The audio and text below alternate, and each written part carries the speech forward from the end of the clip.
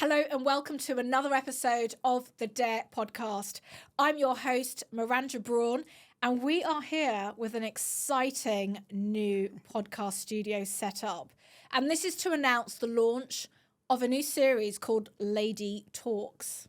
Now, you may have noticed that the first 10 or so episodes that we've done have featured mostly women. And so what we are doing is we are highlighting all the powerful women with successful mindsets. We're getting them on Lady Talks so that we can discuss successful mindsets and leadership. Now, if you're not following us, please do follow, subscribe, like, share, and watch us on YouTube. We're available on all your usual podcast platforms. Now, I am delighted to announce today our very special guest. Her name is Fatima Whitbread. And for those of you who don't know, Fatima Whitbread is a former Olympian and javelin world record holder who spent most of her childhood in care homes, and she has supported Action for Children since 2022 as their ambassador. But she's also launched her own charity initiative, which is called Fatima's UK campaign. And we are delighted to have Fatima here today to talk a bit more about Fatima the lady, Fatima the person. What was her childhood like? How did she become a world icon in terms of sports? And much more. So Fatima, welcome to the podcast. Oh, it's lovely to be here with you, Miranda, and I'm very grateful that you've given me the opportunity of sharing your platform. It's my pleasure. And I know we only met about 6 months ago. It was in February in Chelsea. It was at the Sports Awards. And I don't know if we were introduced or if I walked up to you, but I mentioned the podcast, and we'd only launched the podcast, I think, a few weeks. And you were so supportive. You said, I would love to come on. And here we are. Here we are. So I guess, Miranda, the question is, who is Fatima Whitbread? Who is Fatima Whitbread? Who is Fatima Whitbread? Why don't we start from the very beginning? Tell me about your childhood, because I know from research, and it's very well known, that you were found as a baby in a flat. Well, abandoned. Let me tell you then. So Fatima Whitbread, who is she? Abandoned as a baby, and some would say left to die. A neighbour heard a baby crying in a flat and hadn't seen anybody coming or going in a couple of days. So she called the police, who then banged the door down, rescued the baby, which was myself. And then I went to hospital and spent the next 7 months there recovering from malnutrition and nappy rash. Pleased to say I got over the nappy rash. Good. And within that 7-month period, then Hackney Borough Council made me a warder court. And I spent then my next 14 years in children's homes. So, I mean, that's quite a scary place to be for children. Back in the 60s, a 60s child, where children should be seen and not heard. Our emotional needs were not met. There was a lot of trauma and triggers that went on. Throughout that 14 years, I also experienced a lot of abandonment, neglect, bullying, also sexual abuse, mental abuse. There was a huge was amount. In the home? Across the home and across some of the visits that I was then made to go back to the biological parents, which is mainly the biological mum, and sexually abused at knife point by my mother's lover. So, yes, I mean, my childhood was, very flawed in many ways, if you can call it a childhood. But along the way, I was fortunate. There were a few people that were very inspirational that helped me. And really, I mean, children in the care system today, it's a lot different in terms of there are smaller residential homes that kids... My first children's home was 20 children from 0 to 5. And that's a lot of children. And we didn't have house parents as such. There was a matron, very perfunctional. And of course, there was some girls that worked or lived in the village that worked at the children's home, 16-year-olds. One particular lady, Corrie, her mum was a seamstress. And I remember Corrie's mum, because she took me to see her mum one day, made me a dress. And she'd always rescue the dress from the communal wardrobe. You know, obviously it's... Back in the day, obviously, everything we had was communal, anything that was given to the children by the villagers, the bikes and so on, broken down bikes, or Just things that basically I can remember sitting in big buckets of water in the back garden with the hose pipe. These are the kinds of things that, stick with you. But in the whole of that 5 years, not once did I have a visit or anything to indicate that there was anybody out there for me. And no cards, birthdays, Christmases. And I remember playing in the front room, which faced the car park. And like most of us children, I'd look out the window and anybody that came to the car park in there, I'd say, is that my mummy coming to collect me? And this is very true of a lot of young children that live in the care system. They pine for, the love of their mums. And obviously they've got a lot of traumas to deal with. And a lot of young children today in the care system, they get stuck here, imprison themselves in their minds. It's a very dark place to be. It's very hard to process why they're in the care system. And I would constantly ask myself, why am I here? Where's my mummy? What's gone wrong? What did I do wrong? And how old were you at this point when you were asking for your mummy? 5 years old, yeah. And of course, I used to sometimes feel emotionally deprived. Like a lot of the children, there was always emotional, sea of emotion, children crying, rocking themselves to sleep, wetting the beds, all these things that go on. You can never really raise your head above that parapet because that sea of emotion swamps you under. And for me, it was no different. And I remember one morning getting up in the first children's home, and at the top of the staircase, I was stamping my feet, couldn't express what was wrong. And the house matron came out. She said, Fatima, come downstairs, come into my office now.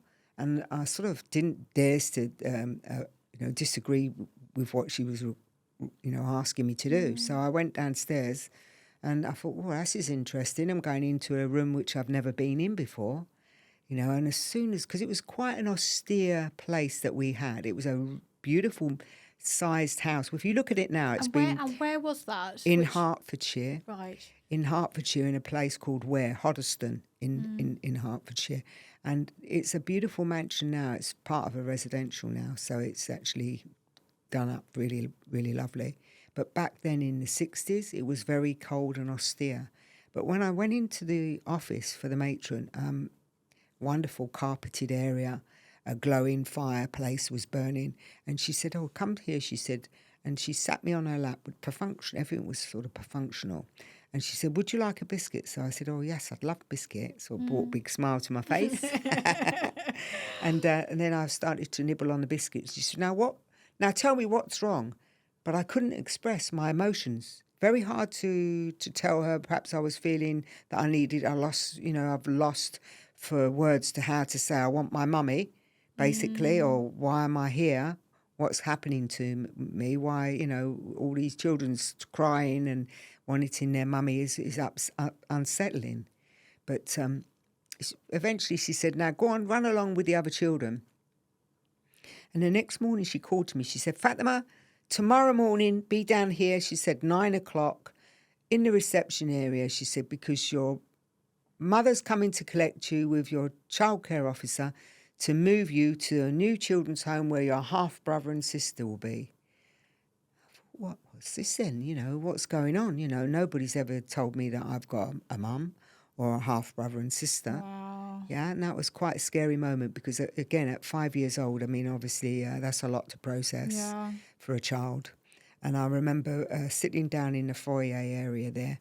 And another thing which is shocking with young children today in the care system, any belongings they've got is always in a plastic bag. For us back then in the 60s, it was a paper bag. But, we've got to get away from this really impersonal way of dealing with children when they move. What's wrong with having a holdall? A pair of pajamas, a reading book, a cuddly teddy bear, to make them feel, they're needed and they're looked after and cared for. It's like they're criminals, because when a criminal, when someone who's been in prison leaves, they put all their belongings in a black bag. Yeah, unfortunately, which is terrible. It's the black plastic bag, isn't it? And so through my campaign, we're trying to address those issues too. And for me, it was like, that's exactly, I sat there waiting. I could see through the opaque door this sort of pink cerise movement. And the matron opened the door, and this big, strong whiff of perfume came in, and this large, burly lady with black curly hair, and I could see she was talking to the matron. I noticed she had a gold tooth here, but she wouldn't look across to me and didn't make any eye contact. And a woman behind her, a very slight, linear lady, mousy colour hair, duffel coat, and she came in, burst through the door with, a bright light, smiling to me and chuckling away. And I thought, oh, that must be my mummy. Because children only gravitate to that they want and to feel the warmth, the love. And I was so desperate for that, like all the other children. That to me was, what I wanted. That this must be my mummy. But sadly it wasn't.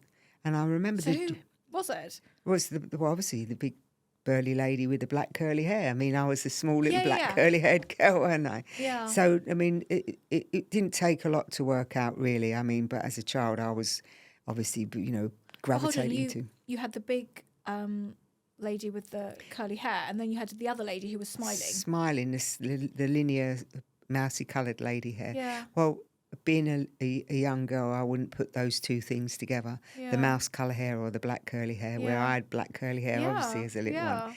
But what I did do is, like what most children do, is gravitate towards the warmth and the care and the love of a smiley person.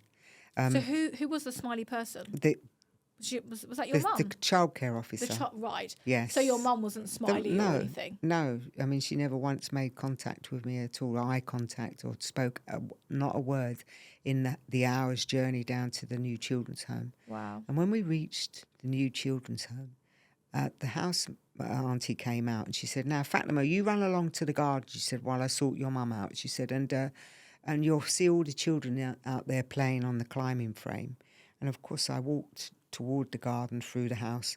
And when I got out there, I mean, and remember, I was only 5. And then there's a little girl sort of tugging on my clothing, and she's looking up at me, and I'm looking down at her. And she's saying, "Come and play on the climbing frame." She said, "You must be my sister." And I looked at her and I said, "Oh, yeah, I must be your sister," like children do. Yeah. And then I started to climb up the climbing frame, and I felt this thud come across my chest with this hand pulling me. And, "You look after your sister, I cut to your throat," which was the biological mum. They were the first words that she spoke to me, which was awful. Wow. When you think, not ever having met her. And then, of course, the 2 children, they ran to her and started talking in the mother tongue, which was Turkish. And I realised then that this was completely, separate in terms of they knew her, I never knew her. And they were a unit and I was out on my own. It wasn't long then that they actually went back home with her, and I was left in the children's home. And I then said, "Well, why am I here?" And before I left the other children's home, I questioned them, "But why are you moving me?" Even at 5, I was saying, "Because this is my home and these children are my family." And it's everything I've known is now taken away from me. And it was awful. And this is what happens with a lot of children in the care system when they get moved from pillar to post. They find it very hard to form relationships and trust people in the end, because they're getting pushed around from pillar to post all the time. And the most important thing for a child is, obviously above love and security of a good home, is to have stability, continuity in their life. And, these young children, it's no wonder. I mean, they arrive in the care system through no fault of their own. Let's say that, because that's so important. 100%, yeah. And when they're in care, a lot of them have got trauma and triggers because the life that they've had to live and endure. Mum and dad may be fighting, or there might be the problem, with addiction in the family, and then something happens, the family split up, the children end up in care. All sorts of manner or reasons for why children end up in care. And addiction usually plays a part in that. Yes, everyone trauma. I know who has gone through the care system, there's always been a parent or 2 who have had the addiction problem. Yeah, it's either addiction, abuse, physical abuse, or it's sad when you look at a child. Every child is not able to live a safe and happy childhood. Every child deserves that right. Yeah, You know, definitely. it's so important that we remember that children, really, I mean, are our future. And it's something that I think of every day, and as part of my ministry with my charity with Fatima's UK campaign, is that children and young people matter. I mean, my childhood wasn't ideal. And as I say, I was very lucky to have one or two people in my life that were role models, good role models. And who were your role models growing up? Well, in the children's home I moved to, I didn't get on with the house parents. I believed they were too young at the time to do that job, and it was only a job to them. They didn't meet the children's needs, and there was a lot of abuse that went on in terms of what happened within the care home itself. But the ladies that used to come and work as the 42-hour or 72-hour ladies, the carers that came in to help the children get up, get ready for school, some were good, some were not so good. And fortunately for me, in that children's home, we had a lady called Auntie Ray, which is what I called my bright shining star. Auntie Ray was an East End girl, and she was. Oh, I'm from the East End. Yes, there you go. Good people from the Good East from End. the East End. Auntie Ray was lovely. I mean, I called her the tickle monster. She used to tickle you. Because Auntie Ray used to tickle us. In the mornings, when Auntie Ray was on duty, I used to hide under the bed covers. I would never get up because I'd wait there under the bed covers just as well she did, otherwise I'd still be there now. But she would tickle us, and we knew, we just knew she understood us and got us, where us kids, we felt I wonder safe if she grew with up her. in care. What she might have known. No, I don't think Auntie Ray did, but what she did have is a passion, with children to treat children, and give them the love and security that they need. She understood it well, and we felt safe with her.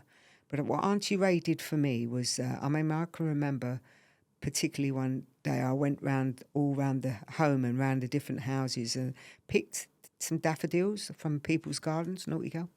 And because I used to run up to the top of the staircase and I look out the window, I could hear her clip-clopping up and down the road. And I'd think, where does she live? Oh, yeah, she lives down the end of that road. She lives on the corner there.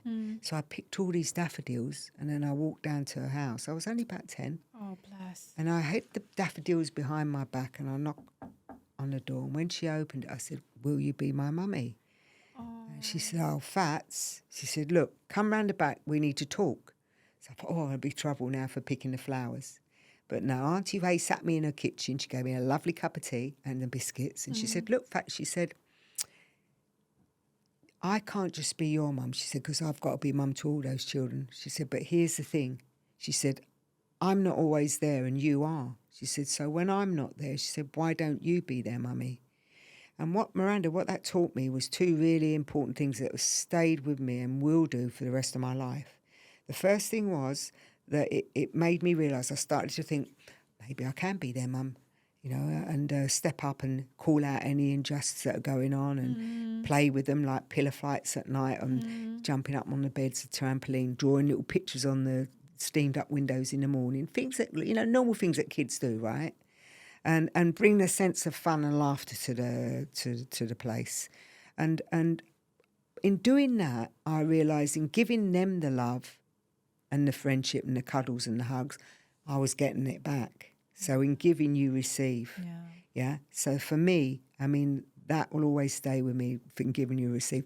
The second thing it taught me was about swiveling the lens.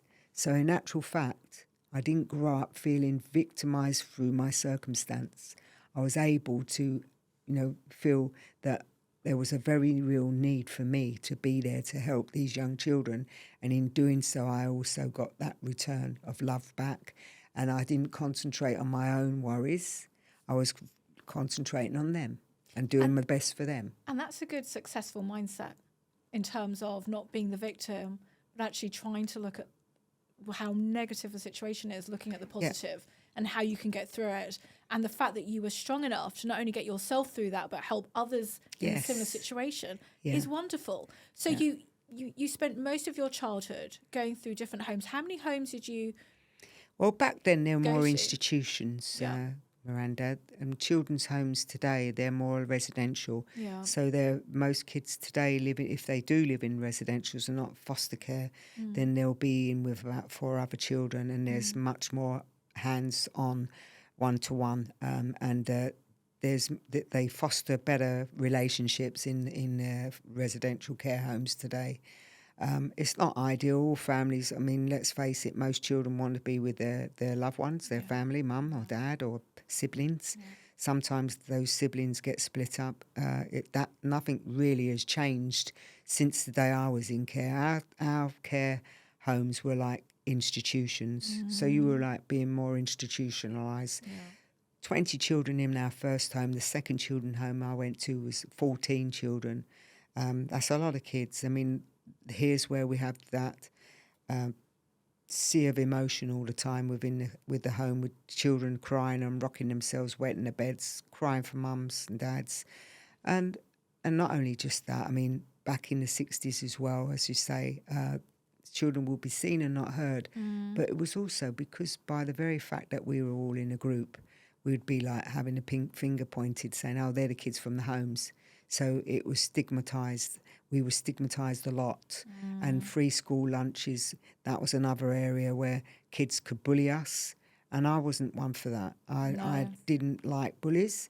And I used to say, come on in, give me best and worst at the same time. And Good for you. And also that if any of our kids around the children's home around the corner, I'd stick up for them. And kids in the schools, well, you know, I don't know why. I was always somebody, I guess because I stood up and became someone who called out injustice in the home.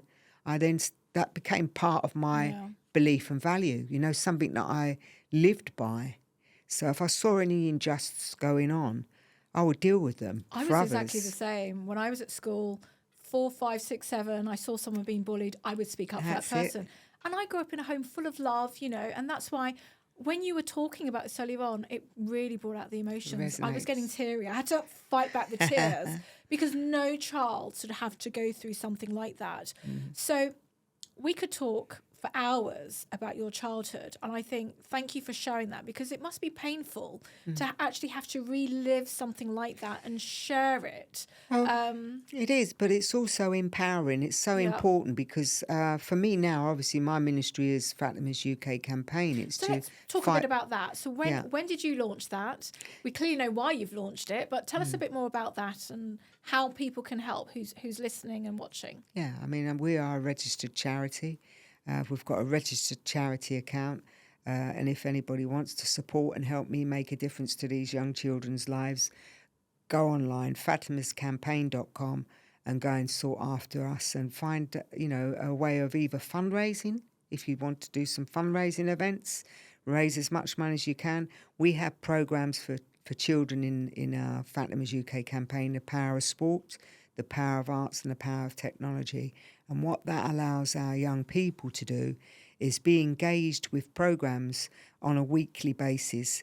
Some weekly programs are just £20 for each person, but for a year it's £1,000. And that sounds a lot, but it's not when you consider these children are then out of harm's way, because by the time they're 14, those children in the care system, 27% of them have mental health issues. And they're getting groomed and targeted, you know, because the community itself, long gone are the days where you have community events where our young people can be engaged and having, you know, finding good role models to work with and be inspired by. So these programs are devised for that reason, to skill young children up, to give them the opportunity of being a sense of belonging to something in a safe environment. And we know it works because not only do they end up on a yearly basis working, they end up skilling them up for jobs as well, because there are lots of clubs that have catering, groundsmen, IT, and most of some of these young people that I work in these programs now with, like Essex Cricket County Club, they run from East Anglia to East London, and it's a big area where a lot of children in the different boroughs are now signed up to some of these programs that we run, and you know, they work within the clubs as well, so they're able to, you know, earn a living, have a good job. Because the most difficult thing for a lot of our kids is when they come through the care system is that they, by 18, I mean, when I was in children's care, it was 16, the care leavers age. Oh, wow. 16. That's very young to get out there in the real world. Still a baby, aren't you, really? Well, I've got a friend, and this is why I got involved within. So I've also got a charity, the Miranda Brawn Diversity Leadership Foundation, and we team up and collaborate. So we'll have to think about a collaboration. Definitely. But one of the things that we do is we award scholarships, funding, work experience, mentoring. But we did launch a scholarship a few years ago to help support children who have gone through the care system. And I was inspired by a friend of mine who, he's very vocal about this, Richard Farley. He was on Dragon's Den years ago. Yeah. And he shared his experience in Australia growing up within the care system. And he also shared that at the age of 18, he was given, I think, one side of A4, which was pretty much, here's some of the things to go out there in the real world. Here's a few £100, and that was it. So that's where I thought, we clearly need to support this more. Yes. But your mission, so when it comes to Fatima's UK mission, the mission is we protect and support vulnerable children and young people. We do this by providing practical and emotional care and support. When did you launch your charity? Well, it's bigger than that even, Miranda. That's just a scratching. That's our mission. Basically, we're bringing a summit together next year, April 23rd and 24th, 2025 at the Guildhall, and it's to bring together and harness the power of one voice, the 4 nations, so to collaborate in partnership to improve the care system on the ground floor level and trying to improve by shared good practice and knowledge. We've got 760 people each day coming. It's a 2-day summit. The first day is all about talking with ministers and also decision makers and influencers. Also the children at the centre and forefront of it as well. So what about us? What about our asks? 100%. So their voices are heard, especially when these decision makers are making, rules and regulations and policies. When they hear those voices, those children's voices, they should be listening to what it is these children need. Listen to what they've got to say. That's the idea. And the second day is all about society and the community and how best that they can help. Probation, county lines, young minds, mental health, education, and homelessness, because 33% of our children, when they go independent living, within the first 2 years actually end up homeless, because the government, who are supposed to be their corporate parent, at the age of 18, now what conventional family at 18, most kids are still living at home, so they're about 26 now. And my son's still living at home. Can't get rid of him. How old's your son? He's 26, but in fairness... so many 20-year-olds are still living at home. They still live at home. The cost of living and buying a home exactly. is extortionate now. And these young 18-year-olds, they're told that, they're no longer got the corporate parents supporting them. They've given £3,000 and then told to get on with living. They're giving them accommodation, but then they have to maintain that. And there's no way they can maintain that. And that's why 33% end up homeless. Or they end up in the criminal justice system. Well, the criminal justice system... They end up in prison, quite honestly. We have, as 27% of under 21-year-olds, as we know, are in the prisons today are from either the care system or across the path of the care system sector. Hence why Fatima's UK campaign is working collaboratively with England Football League Trust, 72 boroughs up and down the country, Essex Cricket, County Cricket, all across the boroughs, East Anglia to East London, and then, of course, West Ham, safeguarding all the boroughs around the London boroughs. And soon to be the Miranda Brawn Diversity Leadership Foundation. We need to collaborate with regards to the summit. But when did you launch? How long has the Fatima's UK campaign been going? I've always been an advocate for children, let's put it that way, since my early days of when I started. Sport was my saviour. But the actual campaign I've launched in the last 2 years, it's a huge, amount of work gone into it in that 2 years. In fact, I'm run out of hours really to work. I'm eating into sleep time as well now. So let's talk about the gap. So we've discussed your childhood, and how many homes did you state. Did you and all discuss it besides. all? No. Well, no, we haven't. We haven't. There's a lot more. There's clearly loads. a lot There's more, loads but more. I Yeah. want to get onto your sports career because that's Well, really that's part of juicy. my young life, though. Yeah. I mean, look. How did you get into sports? How did you end up exactly. winning, the gold and becoming a British icon, a global icon in the sports world? Miranda, this is such an amazing. I mean, I'm very spiritual. Ditto. I mean, as a young child, we used to go to Sunday school. I mean, I loved Sunday school because it gave me the opportunity to see other children's mums and dads and the way they were with their mums and dads. And then, obviously, I mean, through Sunday school, so my first experience of taking on a responsibility of running what I call the disco for the local community, which was the sort of end of summer disco. And how old were you at this point? I was probably only about 12. That's yeah. very young. Very young, but I worked... Very mature. Very mature. I had to... Well... You have to be, I guess. Yeah, I mean, you haven't got a choice. you don't have a childhood living in the care system. You're constantly always thinking off your own feet and having to make decisions. Children in the care system are very resilient. All right. Now, they have to face more adversity and challenges than most conventional children because when mums and dads are able to help those children circumnavigate their life through friendships, schooling, education, and in their careers. A lot of the children in the care system, and they're having to think for themselves. If they're fortunate enough to have good role models, then they will, be guided. Yeah. But for me, it was no different. But what I realised from a very early age was I love sport because academically, always very difficult for young people in care to emotionally, the stability and instability of their lives doesn't help when they go to school to concentrate on their academic work. And for me, it was no different. I'll tell you a little story. I mean, I always found myself outside the headmaster's office, and that's no surprise. Was that a bad thing or a good thing? No, bad thing. No, as well. I was always somebody who was late to class, and the reason for that was it was quite funny. The headmaster, it wouldn't happen today.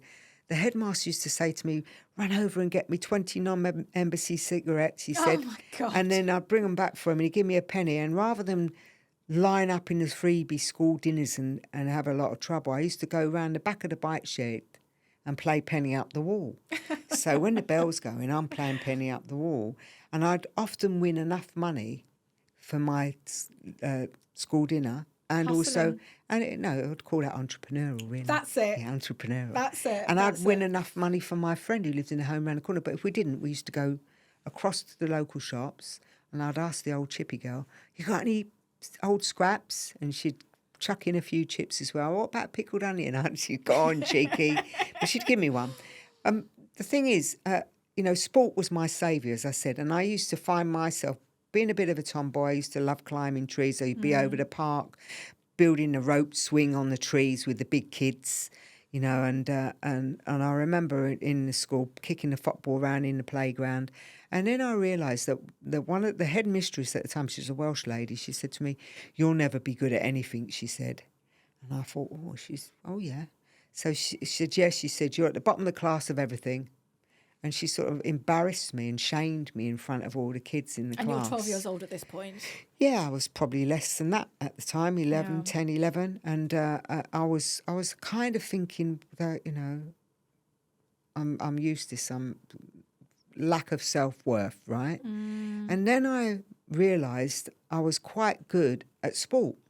And I ended up becoming in most of all the teams, netball, hockey, becoming the team captain. Then I learnt that to get my team together, because I was always somebody who was very competitive with myself.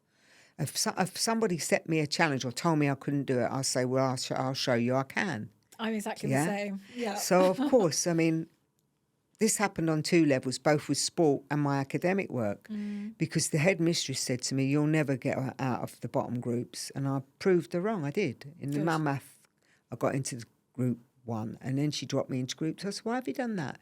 "Oh," she said, it gives you an opportunity not to put too much pressure on you. She said, "You can still achieve the same thing, but without the amount, the extra pressure of being in group 1. I think back then as well, they did that to lots of students of colour. Yeah. Don't go for the O-levels, go for the CSEs. Yeah. It was that sort of vibe. Probably. Subtle racism. So, yeah. Yeah. So anyway, sport, as I said, was where it was at for me in the end. So through sport, I found the love of the Whitbreads. And how that happened was, I mean, I can remember this particular season, the netball season, our school was on for the winning the League Cup. And if we won the league, we were going to get a medal. And I said, Auntie Ray, I said, if we win this cup, Auntie Ray, I'll be winning a medal and I want to give you the medal. You know, you're the mum I've always wanted. So Auntie Ray, true as Auntie Ray said, she said, Fat, she said, you haven't won that medal yet. She said, you just concentrate on what you're doing, she said, and get on with doing that. And then if you win, you win. And that stayed with me as well when I got into my later years, when I was an Olympic athlete. I never put a medal around my neck before I won it because I could hear Auntie Ray saying, concentrate on what you're doing and don't be thinking about whether you're going to win a medal or not. And do you think that's the best advice you've ever got? Oh, definitely. And what's the worst advice you've ever got? I don't know so much if it's worse because I'm a believer now. Again, as I said to you, I'm quite spiritual. I believe in everything that I've done in terms of journey, good, negative and positive. Yeah. They're the experiences that you learn for self-growth. I mean, you can learn your biggest self-growth can come from the hardest of experiences, which for me was growing up in care. And yet, if you're smart enough to understand when something comes along, you learn from that experience or you take something positive away from it, you know, a self-growth mindset. And you put that on X today, used to be called Twitter, but I saw your post on that, which is what this podcast is all about. It's all about that mindset and having that growth mindset. Exactly. And I'm a great believer of that because too many of us get put off and we feel that we don't really want to put ourselves forward because we fear of failure and because we can't control the outcomes. And it's not about that. It's about showing. It's about giving yourself the opportunity of learning from that experience and growing within yourself and your mindset as well. 100%. And not waiting for the opportunity, but going out and grabbing opportunities. Yes. You could wait forever for the right opportunity, but you've got to go for it. But then what is the right opportunity? I always say that every opportunity, I've Is always, the right, could be potentially the right opportunity. But it's just a growing, it's a, you know, a chance for you to learn about yourself, how you react to the way people embrace you or not so much embrace you, the way they treat you. Some people can be quite discriminative or toxic.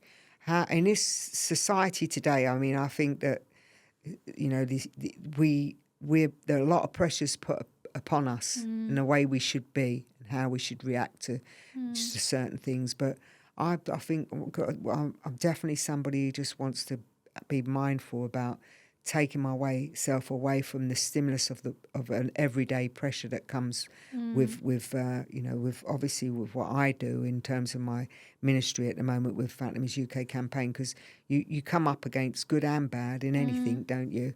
And the whole point is you've got to give yourself some space to think and be creative and be your true authentic self. But getting back to this netball match. Because this was interesting. The netball match that we had, it was going 11-11, 12-11, 12-all, and the umpire, I was making quite a bit of noise, and the umpire was saying, young lady, keep that noise down or you'll be off. And I thought, who's that? Yeah, so I kind of like, you know, kids are quite feisty that live in the care system. They're used to standing up. Or on from East London. Also standing up on their own feet and having to fight for their rights all the time, right? So, of course, I mean, the match was going. I mean, don't get me wrong. I mean, today they call us motivators, right? But back then, you're just a pain in the ass. Trouble. You're trouble. And so it was going 12-all, 13-12, 13-all, and I was motivating my team again. And the whistle went, I've told you once, young lady, if I've got to tell you again, you're off. And as I turned my back and started to mutter, her team captain said, Fats, don't. She's really strict. So, okay, all right. Well, anyway, end of the game, we won. Yay! Auntie Ray got her medal, which was lovely. And then I said to my friend Alma, who lived around the children's home around the corner, I said, Alma, I said, it's athletic season. Let's go to the local athletic club.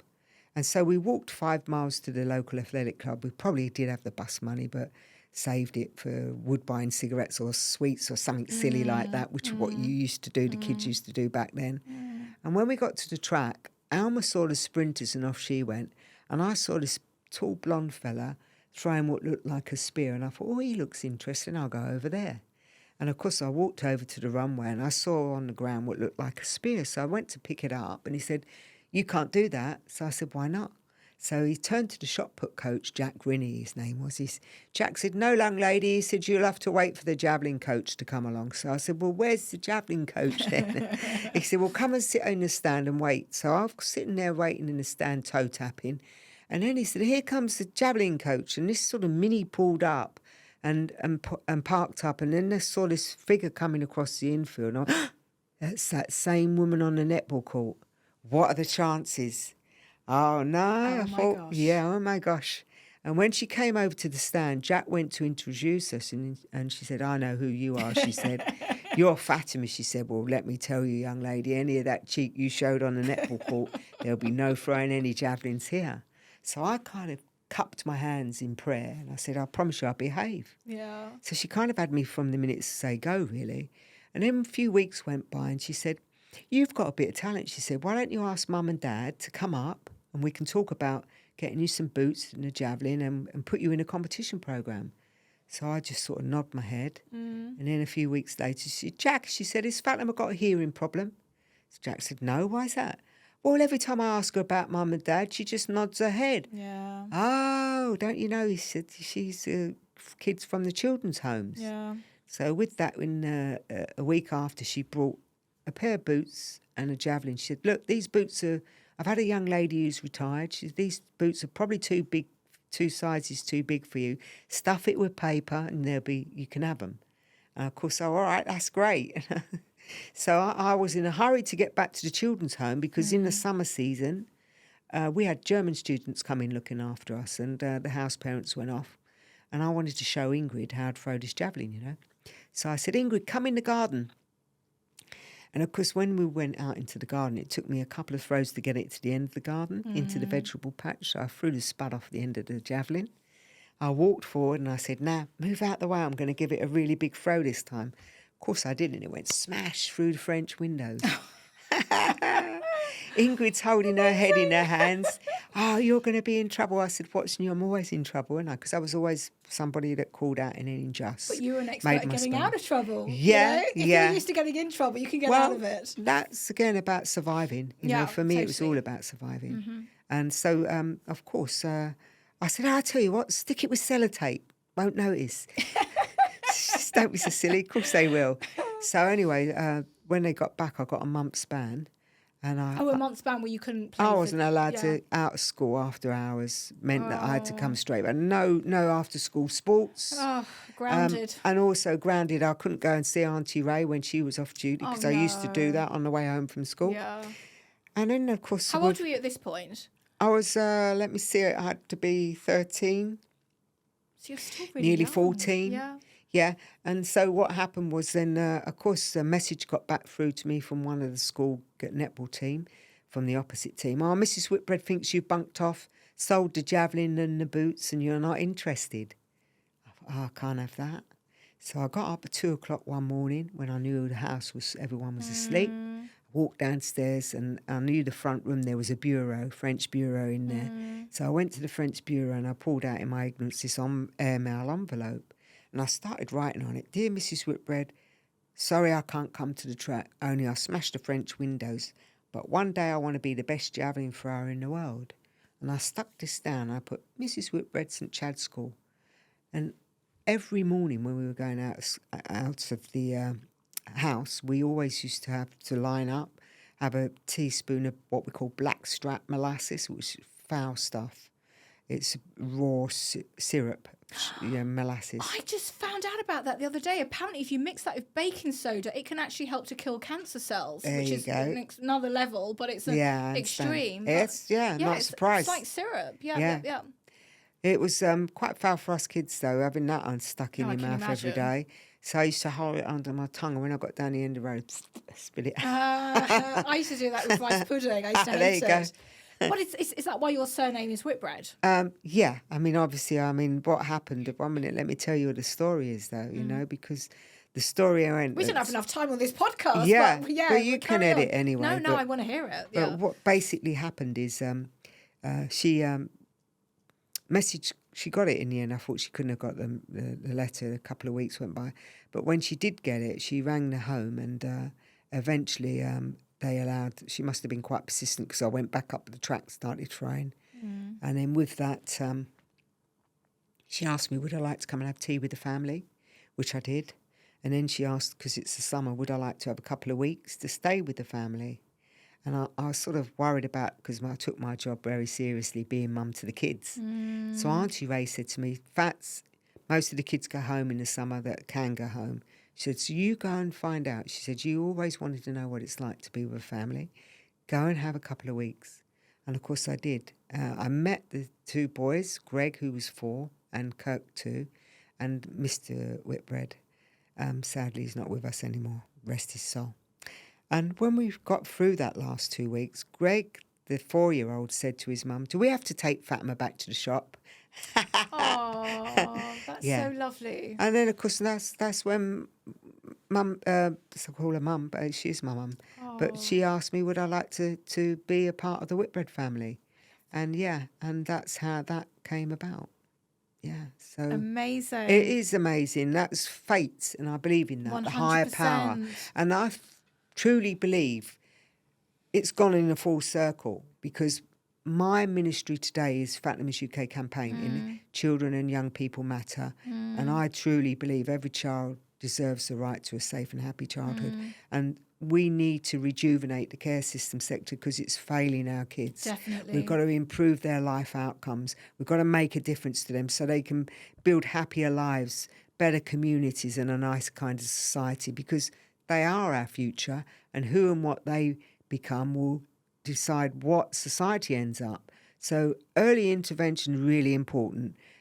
Those children should be looked after in terms of when they come into the care system, through the care system, and then when they go out the care system, bridging that gap for 18 to 25-year-olds, because it's hugely challenging for our young children today. It's That's right. Absolutely. They don't have bank of mum and dad. And as I said, they don't have nans and granddads and aunts and uncles. But even just having that love and support, that emotional, mental support. You're also an ambassador for Children in Action since last year. Children, yeah. Celebrity ambassador. That's right. So that's great that you're also working with a well-known charity to help children. I also work with the John Lewis Partnership. I'm on their advisory group with Dame Sharon White, Initiative for Children, 18 to 25-year-olds, employability. That's important because a lot of our young people today, they need to have that sort of support from companies that can come in and help skill these young people up and get them jobs so they can actually live an independent life. The idea really is to try and break that cycle, so that history won't repeat itself. So when they have a family, they're actually able to move forward in a positive way. That's exactly what we all want, isn't it? 100%. And I think collaboration is the way to go, because that's exactly what the Miranda Brawn Diversity Leadership Foundation is doing. We're helping with employment opportunities, career and education opportunities. We're going to continue this conversation after this podcast. There's so much stuff we can do to help young people. But we're approaching near the end of this podcast recording. We could talk for hours and hours. Absolutely, yeah. I'm sure there'll be a part 2 at some point. But I want to talk about your career. How many medals did you win for Britain? Well, I was quite a decorated athlete, and I won 11 major medals in championships. Unfortunately, I was the youngest ever, actually, to a male or female to win a European Junior Championship title, the only ever champion for Britain. And this is for the javelin? For the javelin, yeah. And then, of course, I went on to break the world record in 1986 in Stuttgart, and everybody said, oh, you've got the wrong day in the qualifying round. Nobody's ever gone back the next day and won the championship. So I kind of thought, well, bring it on. I'll have a challenge. I remember watching that on the telly as a child. Yeah. Yeah. Great. And, of course, I did. And only to be beaten by my throw that I'd thrown in the day before. So I held probably the two longest throws in the history of the event. I, obviously was the world record holder and became a European champion. And in 1987, I went on to win Britain's only sole gold medal in the Rome World Championships. And I also was voted Female Athlete of the Year in the world, and also won BBC Sports Personality of the Year award. And I was very honoured to be given the MBE from the late Queen. And it was an amazing experience. And also I was invited by the Queen in that year to come and have lunch with her, with a very select few people. The two Ronnies were one of them. Oh, I Do you remember the two Ronnies? They were hilarious. Yeah, they were hilarious. And we had a private lunch with the Queen. I still got the menu, and it was an amazing opportunity to sit with her at Buck Palace and have a lunch. Jeff Capes was another one of those athletes, the shot putter, and also the Highland Games champion. And of course, it was just a wonderful, Sterling Moss another. It was a wonderful opportunity to, when I look back, if I'd said look at my the 3-year-old Fatima, would you ever believe this would happen? Yeah. I would have to say no, because, but I look at that, I may have left the care system, and I always say this to a lot of people. The care system hasn't left you. The care system hasn't left me. It's in you, Yeah, but I look in that mirror and I say to that 3-year-old, I've got you, don't worry, I'm going to look after you. And the thing is, what I'm telling you, young children out there, those young people that live in the care system, you're not forgotten. You will be visible.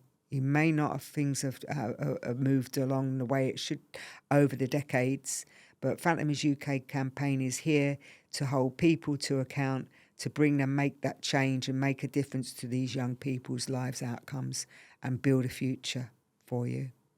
Well said. We have your back, including the Miranda Brawn Diversity Leadership Foundation.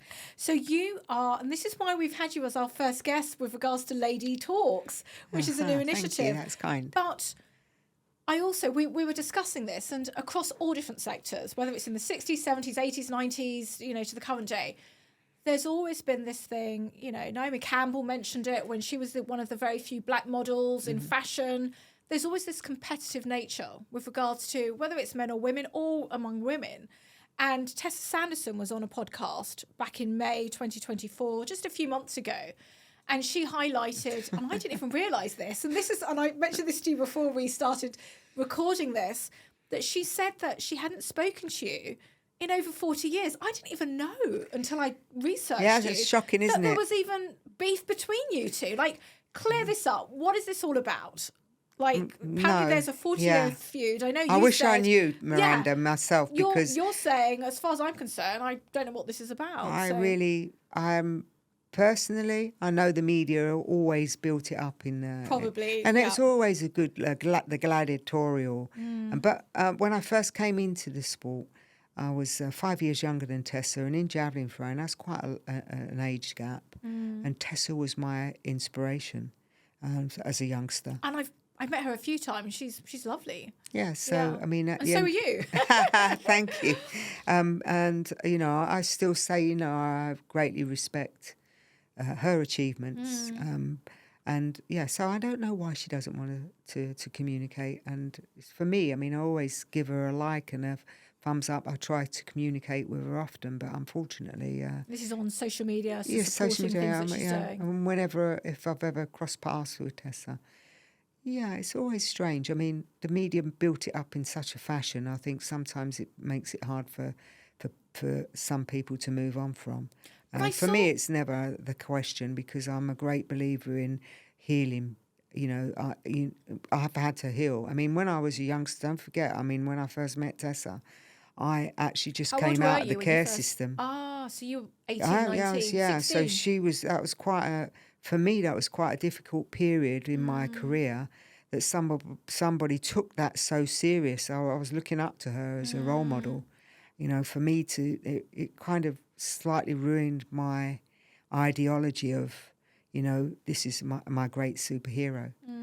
But saw in LA when she got the gold, you got the bronze, and you wiped her tear away from her face. Yeah. So Well, because you I could see there stay was true to emotion who I there. am, Yeah. Miranda. Yeah. You know, the worst thing you can do is try it. You know, I mean, I want to be true to who I am. You've got to be authentic. You've got to be who you are. Authentic, Which exactly. is great, Fatima. I love that. Yeah. That's who you are. Exactly. You know? You're genuine and real. Mm-hmm. And that's who I'll always be. Yeah. Because when you come from like the care system and hardship and adversity in the way that I came through, and lots of people, I mean, let's face it, trauma is not, you know, there's no hierarchy where trauma is concerned. We all go through it through one way or another. So it's real to each and every one of us. It's how we deal with it that really counts, and how we move on from it. In terms of, you know, if we feel that we're comfortable and content within ourselves, I'm intrinsically happy and content. I don't need extrinsic things to fulfill my life, as nice as they are. It's not about what car you drive, what house you live, the location you live, the holidays you have. I'm happy just walking my little doggy Bertie or pottering around in the garden, and being by, you know, friends, going out with friends. I've always said that. I've always said living a simple life is, I know the most richest, most successful people, and sometimes they're the most miserable and happiest people in the world. They're cash, you know, They're rich, cash- but they're cash life poor. Yeah. Life Correct. poor being that they Correct. feel unhappy. They might have broken relationships. They might not have, the kids might not be talking to them. That's sad. For me, that's, you know, a great loss in life. Very, very true. We're coming near the end. But I really would love to try and get you and Tessa together. That's going to be my mission. Yeah. Let's see what we can do. Well, there. I've failed Because all I these think years. Let's see women if you can succeed where I can't. Women need to support women, you know. I understand that. And so it sounds like, as far as you're concerned, you don't know what this beef is about. So let's see what we can do. I don't know really. Yeah. No. But I mean, I'm particularly don't waste my time or energy worrying Life is about short. it. You've got to keep it You know, moving. she's but it sounds happy like as you're long as she's positive. happy in her life, and you know. But I'd like to think if happy. you were in a social event and she was there, would you pretend you don't see each other? I'm I always assuming go you would go and say hello. I'll seek her out in a room. And I don't think Tessa would do it the other way around. But when you go and seek her out in a room and you say hello, does she say hello back? I guess she has to. She would say hello, yeah. You've got to be cordial and polite. You can't. It's just that though. It would be just cordial, I expect. Yeah. You know, I mean, but I don't waste. It's a shame because you've got decades and decades of experience together. That you're telling me, I tried to work on that all the years, and I was very mindful of that. What that taught me, Miranda, is the next generation behind me. I was very aware, making sure, you know, I was kind of person that would help them to be comfortable with what they were doing as an international athlete on the circuit. That's so important when you're revered. You know, it's comforting for the next youngster that's coming along behind you to know that, you know, they've got your back, you've got their back. Yeah. It's important. It's so important. It's share the love, I always say. We've got to share the love. Yeah. Last question. Even though this hasn't really been questions, it's been more of a nice chat. I've loved every minute of this. So the last question I ask all our guests is, what do you dare our audience to do? And those that know and follow us, the DARE stands for, the D is having the determination to dream bigger. The A is having the action and the daily affirmations. The R is the resilience and a realistic self-assessment of your skill sets. And the E is all about that energy. We're all about positive energy and vibes and the enthusiasm to make your dreams come true. But what do you dare our audience to do in order to have a successful mindset and achieve their goals, to be leaders for the next generation? To have a strong heart and a clear head, because when you've got a strong heart and a clear head, that's a force to be reckoned with. Because too many people stress themselves out trying to work out what it is. And then, you know, obviously the compassion and drive, they lose that. Yeah. You know, it's about being able to be content, know what it is, recognise what your dream is, and go henceforth. You know, and not to expect too much, because you'll set yourself up for failure, and that's not what it's about. No. It's about learning from your experiences. I love that. That's a wonderful way to end. Thank you so much. And what would I would dare the audience to love yourself. Mm-hmm. I think you've got to be the main love of your life. So I would dare you, the DARE audience, listening and watching, to love yourself and be open to whatever opportunity may come your way. Very good. Fatima, thank you so much. Thank you, for Miranda. being a guest on the D.A.R.E podcast. Well, thank you for having me. And again, I'll just say it one more time. Fatima's UK campaign, go online, support us, help make a difference to these young children and young people's lives. Please do support Fatima's UK campaign. She's doing amazing work. And if you know anyone who's been brought up in the care system, just give them some extra love. Give them a cuddle. Yes. They might not like cuddles, but give them a cuddle and a hug, because we all need it at the end of the day. Thank you very much for watching the D.A.R.E podcast. I'm the host and producer and the founder, Miranda Brawn. I'm also known as the 60-second coach, a successful mindset coach. And you can follow, subscribe, watch on all the usual podcast platforms. And you can also watch this on YouTube. So until the next time, make sure to keep watching, and thank you very much.